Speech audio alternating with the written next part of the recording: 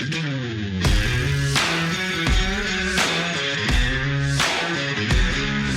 well-regulated militia being necessary to the security of a free state, the right of the people to keep and bear arms shall not be infringed. Welcome to another edition of Bearing Arms, Cam and Company. My name is Cam Edwards. So glad you're with me on the program today. We're going to be talking with Chuck Lovelace, who is a gun shop owner in Wisconsin, and was featured in John Diedrich's series that we spoke with John about, ran in the Milwaukee Journal-Sentinel, Behind the Gun, which was, I thought, a rare example of a journalist, delving into a gun issue without automatically blaming guns or gun owners. This was, I thought, a very fair series. And one of the things that John spoke about were the grassroots efforts, particularly in Wisconsin, on behalf of gun owners and those in the Second Amendment community to address suicide. So Chuck is part of something called the Gun Shop Project in Wisconsin, where, just like with Hold My Guns, folks can come in, say, hey, listen, I need to temporarily remove my firearms from my house for a little bit. Can you help? And Chuck says, why, yes, we can. The goal is primarily to help those who are in crisis. Maybe it's not you, maybe it's somebody in your home, but you don't feel comfortable having the firearms around for the moment, but you don't want to get rid of your guns entirely. You don't want to give up your collection. You certainly don't want to give up your Second Amendment rights. This is a way for, as Sarah Joy Albrecht with Hold My Gun says, for gun owners to retain agency, right? They're not being red flagged. There's no law enforcement involvement. There's no law involved. This is simply a matter of the Second Amendment community reaching out and being open to helping those in need. And Chuck has done this along with several dozen gun shops in Wisconsin. Hold My Guns, as we've talked about before, has, I believe, 9 FFLs working with them, and they are growing by leaps and bounds. In fact, they've got an online auction going on. Cheryl Todd is hosting this online auction to raise money for Hold My Guns. We'll provide a link for you in the comments here below, as well as at bearingarms.com. But on today's program, we're talking with Chuck about why he decided to take part in this program, what it involves on the part of an FFL, and why he feels that more FFLs should be doing this. Again, this isn't something that takes a lot of time, doesn't take a lot of money, although there can be some expenditures. But it provides the opportunity to, again, really help those who are in need without new legislation, without more gun control laws coming on the books, which is exactly what we want as a Second Amendment supporting community, right? So without any further ado, take a look and listen to our conversation with Chuck Lovelace here on Bearing Arms, Cam and Company. Chuck, thanks so much for coming on the program. It's so good to see you today, sir. Thank you for having me. It's always an important topic, and I really enjoy sharing.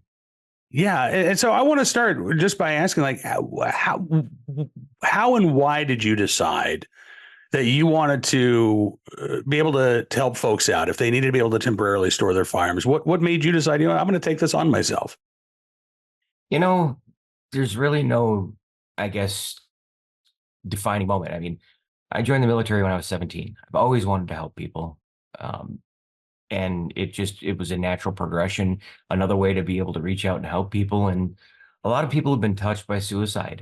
And so having programs and opportunities out there for people to have alternative ways to, limit access to means during a time of crisis is really important and crucial in combating what is becoming the epidemic of suicide. Absolutely. And, to be able to do this voluntarily, right? To leave the power in the hands of the gun owner, as opposed to this, top-down mechanism of, if somebody believes that you're a threat or a danger, we're going to red flag you. I'm concerned. I have a lot of concerns about red flag laws, both from due process perspectives, but from a mental health perspective. No red flag law that I'm aware of really offers any sort of mental health component to it whatsoever. The idea is, well, if we take the guns away, the problem is solved. From my perspective, if you're dealing with somebody who is struggling, then the most important thing to do is to make sure that A, they're here to get the help that they need, but B, to make sure that they get that help. And so to me, efforts like this, I think are a much better approach than saying we're going to take somebody's guns away and consider the problem fixed.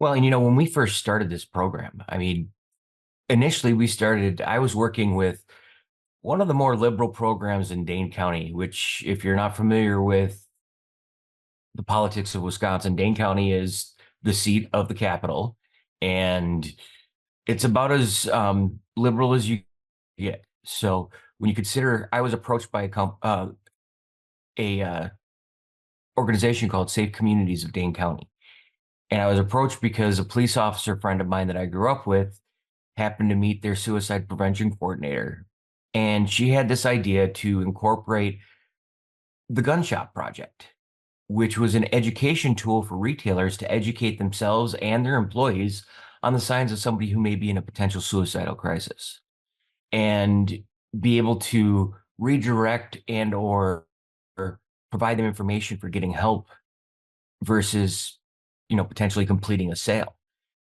And they approached me and asked me about it, if I wanted to help pioneer this and champion it in Dane County. And I jumped on board immediately because, one, I knew I wasn't going to make any money from it. And as a small business owner, obviously, at times that can be a consideration: is this going to make me money? Is it going to cost me money? Is it, what's it going to do to my bottom line here? But the most important part to me was it was offering education to store owners and their employees, saying, here are the things you can look for. Because within a few months prior to that, we had a gentleman come in, purchase a firearm, and he got delayed, came back, picked the firearm up, and 2 days later, we had Dane County deputies and detectives knocking at the door saying, did you sell this person this firearm? And were you aware they were going to use it to complete suicide? And that was rough. And that hit us hard. I mean, my wife was the one who had actually made the sale, and it hit her very hard. And so having this program where we could start talking about the signs was really the starting point for it. And fast forward 6 months, and I get we show up to a luncheon for Safe Communities, and that's where they announced that we were receiving the Program of the Year award from their yearly awards ceremonies, which is kind of cool when you consider a gun shop in one of the most liberal counties in the Midwest is getting an award from this organization. It's kind of unprecedented. And as I was sitting there with their suicide prevention coordinator, I said, there's got to be more we can do. And she looked at me, she goes, well, what do you mean? I'm like, well, great. We've talked and educated the retailers, and we've educated the, salespersons, but what can we do to help someone who might be in a crisis? And we literally wrote down the concept for the Safe Storage Initiative. The VA calls it the Live Today, Put It Away program. But it's literally the same concept. I mean, they based it off of the program that we sat down and wrote out on a cocktail napkin at a luncheon. And the premise of it was, let's provide a place that doesn't have law enforcement involvement. It doesn't have, any kind of mental health care professional involvement. It's just a place for someone to bring their firearms when they're in a time of crisis, or a family member or friend is in a time of crisis, and they need a location to store a firearm while they get the help they need. Yes. And when that program kind of came to us, we were like, well, that's really cool. How are we going to do it, though? Because, I mean, when you own a gun shop, the average gun safe takes up about 4 square feet, 5 square feet of floor space. That's a lot of sales space, so to speak, or storage space. And so you're giving up that space essentially for no payback. Right. And so that was a little hard for some people to kind of wrap their heads around.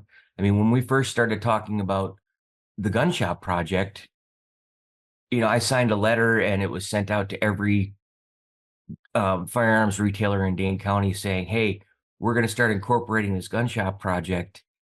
We'd like you to help participate in it. And I was getting phone calls. Hey, what is this about? Is this a gun control thing? Is this a, and then I come up with the great idea of let's take somebody who's in a time of crisis and give them a place to store their firearms where there's no judgment, there's no questions asked. Excuse me. There's no questions asked. And we just want to offer them a place to be able to store those firearms until they're out of that time of crisis. And then everybody says, well, that sounds a lot like gun control. Like, no, it has nothing to do with gun control. It has to do with limiting access to the means.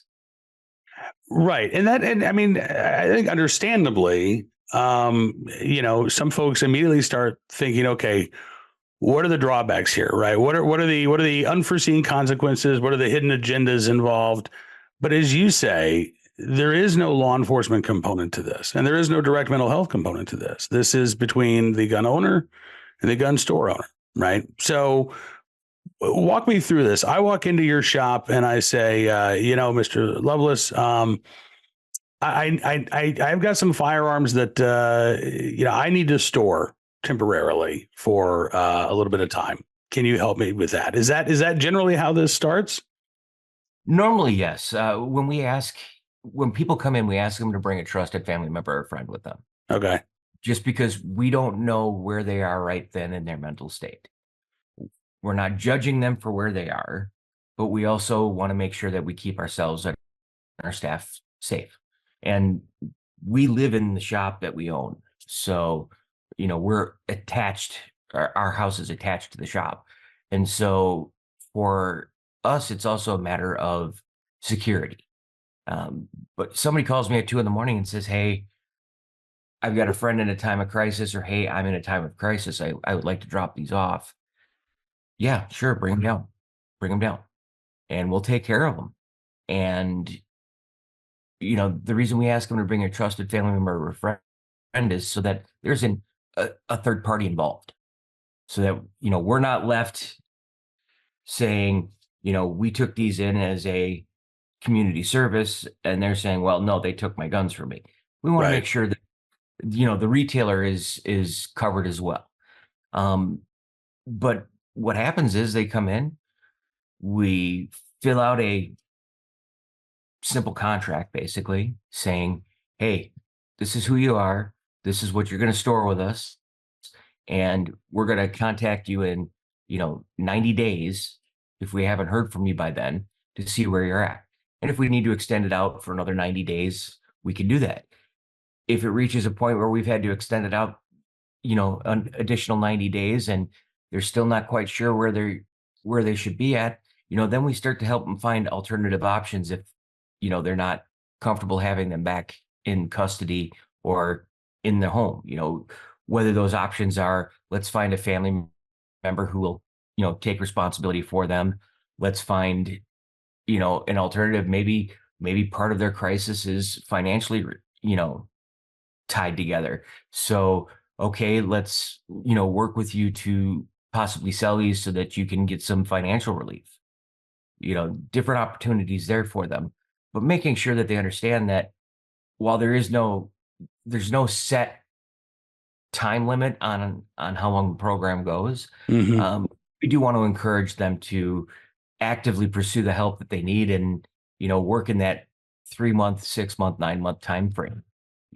And by giving them that opportunity, it gives them a goal as well. So what happens if somebody comes back, 14 days later and says, listen, the person who was staying with me is now, getting treatment. They're in a better place. I feel comfortable getting my guns back. How do folks get their guns back from you? They come in and they pick them up. That's it. That's it. And when we log the guns in, yeah. We have special tags made up for them that are basically reminiscent of a dog tag. Okay. The dog tag has a cable on it and it's marked with ESS safe storage and it'll have a serial number 1 through whatever. If they bring in 10 firearms, it'll be 1 through 10. And when we add their information to our log books, we log them in as if we were doing gunsmithing for them. Gotcha. Okay. And by doing that, it's giving them the anonymity of the program, because if somebody were to open up that safe, they're not going to see a gunsmithing tag hanging on there. They're just going to see a silver tag with a serial number on it. And the corresponding entry into the gun log, corresponds to that tag number. And so it gives them that little bit of extra anonymity where you don't have someone who comes in and opens up the safe and looks at it and says, "Oh, what's John Doe doing here with his stuff? Why does he have 9 guns here?" Well, that's none of your business. So, you talked about the initial skepticism that you heard from some FFLs. John Diedrich's reporting, we spoke with John, I think back in December, about his series. What kind of reaction have you received since you and your efforts have gotten some pretty high profile publicity in the state? Oh yeah, yeah. It's amazing the positive feedback we've gotten. From gun owners. Oh yes, from gun owners and non-gun owners. We've received phone calls. Just out of the blue, we'll get a phone call. "Hey, I saw your information on the gun shop project and safe storage, and we just want to thank you for what you're doing." And we had a good old fashioned thank you card sent to us by what the writing appears that she might have been an older lady. And it was that beautiful cursive that older women have. And, it said, "I'm not a gun owner, but I think what you're doing is really important and I want to thank you." I mean, there is no way to describe the sense of gratitude that you feel when you hear that kind of response. In a world where everybody's quick to find the scheme or the gimmick, Right. people just saying thank you for a simple service is amazing. So what would you say, what are the challenges for FFLs who want to be a part of this? I mean, you talked about finding the space, right? And giving up some of that footprint for something you're not going to make any money on. Is this something that you think most FFLs could do? Is this something that, you have to do a little bit of planning to be able to take on something like this? So is it something that all FFLs can do? Absolutely it is. Because in the end, you can limit the number of firearms you take in for storage. You can limit, the number of individuals that you're willing to help. I don't know why you would, but you can. Um, so, it's really on the FFL as far as how deeply they want to become involved in the program.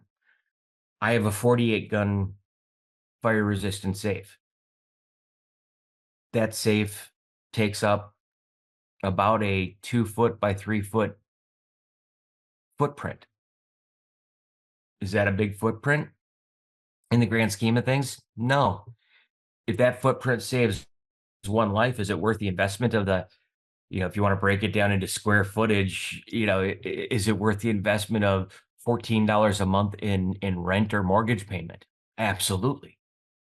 It's worth it just because, it's saving a life. It's helping, give someone a little bit of a timeout and a break to be able to get things back on track so that, they can live a happy and healthy life and you can sleep a little bit better.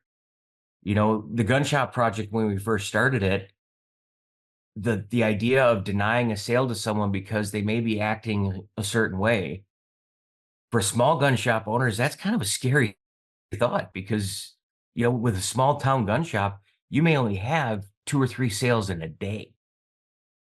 So if you're turning down a gun sale, that could be your gun sale of the day or your second sale of the day. That's really giving you a hard, look at the program and saying, is this something I can afford to do for my family? And realize that, yeah, there's going to be nights where you're going to eat ramen noodles instead of steak, but it's worth it. It's worth it to have that extra, time and have that extra, input in someone's life that hopefully gets them back on track and gets them being a productive member of society and a happy person and a responsible gun owner again. Not saying that someone in a crisis is an irresponsible gun owner, but giving them the opportunity to go out and enjoy their firearms in a safe and healthy manner.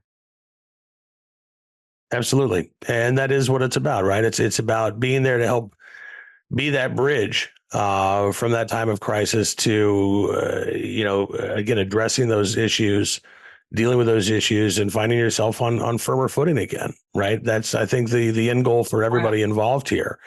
And, like I said, I love the fact that, gun owners are not leaving this up to gun control activists. We're not leaving it up to the state. We're not leaving it up to the government to come down with these, solutions that often aren't solutions at all. I guess some folks may want to say, well, don't talk about this, right? This is inconvenient. This is embarrassing. Gun control advocates can use this to say, well, look, this is why we need red flag laws and safe storage mandates and all this other stuff. We can argue about the policies, but I don't think that there is any argument that whether you're a gun owner or not, we have a responsibility to help those in need. We have a responsibility to help those in crisis. And this is something, again, that I think is, we talked with Sarah Joy Albrecht from Hold My Guns, which is, again, almost a identical program. And, she talks about the personal empowerment aspect of this, that you're still giving gun owners, you're not taking their agency away from them, right? They're still the ones in control. They're still the ones in charge of their life, which I do think is very important because, again, it's not just about if you're dealing with, if we're talking about somebody who's in the midst of a crisis, yes, being able to temporarily store those firearms somewhere safely, I think is important. But again, it's also up to them, as you say, to go and get the help that they need, whether that is through, formal mental health counseling or another avenue. But when you have the state coming down on you, right, it's really easy to get your back up. It's really easy to all of a sudden say, well, I'm not going to do what you want me to do because it's about you telling me what to do as opposed to me deciding for myself what needs to be done. So yes. I think that is such a crucially important aspect of what you're doing. And it sounds like, again, it really is paying off. I looked at it from this standpoint. My initial investment, my wholesale cost on the safe that I bought, I got it on sale for like $750. If $750 saves a life, it's the best $750 I've ever spent. We've all been touched in some way by suicide. I've had friends, veteran friends and civilian friends and family members that have committed suicide over the years. And so giving people an opportunity to just take that step back and take a breath, one more breath, if that's their mantra that gets them through, and then they could come back and say, hey, I'm ready to pick up my firearms. That's great. That's amazing. And if they come back and say, hey, I'm not comfortable taking them back. Well, okay, we're going to help you get as much money as we possibly can out of them for you. Yeah. Well, listen, Chuck, I can't thank you enough for sitting down with me today and sharing some of your story. I'd love to have you back at some point in the future, if you don't mind. Not at all. Excellent. I really appreciate it. Thank you for everything you're doing. If folks want more information, again, I mentioned Hold My Guns, but obviously there are a number of other programs out there, including the Safe Storage Initiative in Wisconsin. How can folks in Wisconsin learn more about the program there in your state? So one of the easiest ways to do it is just to Google Gun Shop Project, and a plethora of articles and information will pop up. I believe the number one placer is John Dietrich's article from the Journal Sentinel. But also there's Be There Wisconsin. That is the Captain John D. Mason suicide prevention program. And so that's Be There, BETHEREWIS.com. Okay. They provide a plethora of information there, as well as an interactive map for all 40 gun shops that are in the state that are participating in this program. That is fantastic.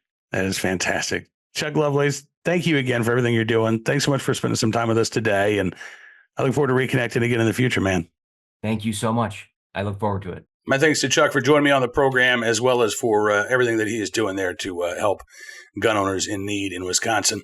Right now, let's turn our attention to today's Armed Citizen story, our good deed of the day, and our recidivist report. We'll start there with a case out of Kentucky. A man charged in a shooting last May at a mall has already been released on probation. This is in Louisville, Kentucky. 22-year-old Trishawn Fowler Milan pleaded guilty last year to firing 3 shots inside the mall at a lids store. Apparently there was a confrontation. Fowler Milan pulled out a gun. One person was shot in the arm, had to undergo surgery at a local hospital. His original charges included assault and wanton endangerment. And again, after less than a year behind bars, he has now been released on probation. Judge Jennifer Bryant Wilcox granting that probation on Wednesday. Fowler Milan will be supervised by a parole officer for 5 years, according to the court. Additional terms of his probation include not possessing or having access to any firearms, random drug testing, no drugs or alcohol, substance abuse treatment, maintaining a full or a part-time job, or attending school full-time, as well as no contact with the victim in this case. Well, I hope that he abides by the terms of his probation. But again, in Kentucky, we've seen no shortage of Democrats this year talking about the need for more gun control laws on the books, right? They want to put a red flag law in place. They want to put additional gun control measures. Maybe, and I'm just, spitballing here, but maybe the answer lies in ensuring that there are actual consequences for committing a serious crime like this. Somebody was injured in this shooting, and yet less than 12 months later, the guy who admitted to pulling the trigger is walking free. Doesn't sit right with me. Today's Armed Citizen story from Denver, Colorado. I might have mentioned this on an earlier edition of Cam and Company. I can't remember if I wrote about this or not, but there was a shooting at a construction site in Denver. Basically, the manager of that construction site was checking on the site, came across a couple of burglars, and fired shots. Now, prosecutors say that he will not face charges, but as you see in the headline, one of the victim's fathers disagrees with that decision by prosecutors. I listen, I understand, your child gets hurt in the commission of a crime. Maybe you want to blame the person who was acting in self-defense, but it does appear that this was a pretty clear-cut case of self-defense. The Denver DA's office sent a statement to Fox 31 in Denver saying, after considering all of the evidence in this case, including a 911 call, a statement from the shooter, and various pieces of physical evidence that corroborated the shooter's statement, we do not believe that we can prove any criminal charges to a jury beyond reasonable doubt. A major factor in that decision, which was supported by the Denver Police Department detective who investigated the case, was our belief that there is a significant claim of self-defense on the part of the shooter, who was approached by the alleged burglars and then sprayed in the face with bear spray. We also consider the fact that the shooter, a superintendent of the location where the shooting happened, was checking the building at the time of the shooting due to multiple recent burglaries. Robert McFall, whose daughter died in this shooting, said, well, they might have been trespassing or whatever they were doing. I can't say to that, but they didn't deserve to die, that's for sure. Here's the thing. In Colorado, using deadly force in defense of property is a crime. So if they had merely been trespassing, if they had merely been burglaring or engaged in a burglary, then McFall would be right, and the shooter in this case would likely be facing charges. But that's not what happened. Again, according to investigators, the situation started when the manager of this construction site showed up, found 2 people who weren't supposed to be there. He confronted them, and that's when they reportedly assaulted him, spraying him in the face with bear spray. Now, once you are blind and you can't see, you're obviously at a disadvantage, right? Lots of material around a construction site that could be used to harm or kill somebody. So by assaulting this man, he was in legitimate fear for his life, and he was justified in pulling out a firearm and shooting the pair. The man, 40-year-old Timothy Walker, died at the scene. The woman, 37-year-old Patience McFall, was taken to the hospital where she passed away. Her dad says he fired 7 rounds, which is very excessive. He could have backed out the door and let the police do their job, and they'd both be alive today. If he had any remorse, could have provided some life-saving help to her. Well, again, I don't think that firing 7 rounds is all that excessive when you're dealing with multiple assailants. Again, he had been sprayed in the face with bear spray, so he might not have been able to provide aid or assistance to his assailants after they assaulted him. Again, I understand this father's grief. I do. But it doesn't change the circumstances of his daughter's death. If the construction manager was in legitimate fear for his life, and it sounds like he was, based on the actions of his assailants, he had every right to use deadly force against people who had no right to be in that construction site and no right whatsoever to assault someone when they were discovered. Now, on to today's good deed of the day from New Jersey, where neighbors helped to save a couple who were trapped in their burning home. You can see on the Ring doorbell footage there, the blaze on the right side of your screen. This was in West Deptford, New Jersey. Jim Miller said he jumped out of bed and ran across the street early Saturday morning when he heard his daughter scream that their neighbor's home was engulfed in flames. And he was one of the first neighbors to arrive there. So the whole front of the house was just a ball of flame. He said we started banging on the basement window and we broke it out. And all of a sudden we heard a woman's voice, "We're here, we're here." And I'm going, where? Where are you? Where are you at? Miller says another neighbor ran over to help at the same time. They were able to push their way through bushes to get to the back of the home. That's where they found the woman just outside the basement door screaming, but her husband was still inside. He had been overcome by smoke at that point. Miller says, so me and Joe, the other neighbor, grabbed him. We drug him up, got him onto the backyard, and I started rubbing his chest. Another neighbor, Tom Carey, woke up to his dog barking. He could see the glow of the fire from his window. So he said he jumped over a small fence, started yelling for his next door neighbors to get out. He said, I went to the back door, started banging on the doors, banging on the windows, literally anything to make noise. The couple taken to a local hospital. They suffered minor burns and smoke inhalation, but they are going to recover. Tom Carey says, I'm just happy that they're safe. Took firefighters more than 90 minutes to get the blaze under control. The home likely a total loss. But the neighbors say that they will have their friends' backs when they get out of the hospital again in the right place at the right time, willing and able to do the right thing. Jim Miller, Tom Carey, Joe, the neighbor, don't have a last name, but all of these individuals in the right place at the right time, willing and able to do the right thing to help their neighbors in need. And for that, we give you our sincere thanks for a very good deed indeed. All right, that is going to do it for this edition of Bearing Arms Cam & Company. I want to thank you for being a part of the program as always. Tomorrow we're going to be talking with the folks from the Gun Owners Action League about the process in which this gun control bill that's currently in a conference committee has taken shape, and more specifically, the abuse of process that has taken place in trying to ram this gun control bill into law. Again, we'll talk with Jim Wallace, Mike Harris, the folks from Goal tomorrow on Cam & Company. In the meantime, be sure to check out BearingArms.com throughout the day. We're keeping you up to date on all of the latest Second Amendment news and information from all across the nation. If you like what you see, I'd encourage you to become a VIP or VIP Gold member as well. Just use the promo code SAVEAMERICA for a substantial discount on your VIP or VIP Gold membership. As our way of saying thanks for showing your support, we're going to give you exclusive content you won't find anywhere else, because your support really does matter, and it truly does make a difference. So thank you again. We'll see you back here tomorrow. Till then, be well, be safe, and be free.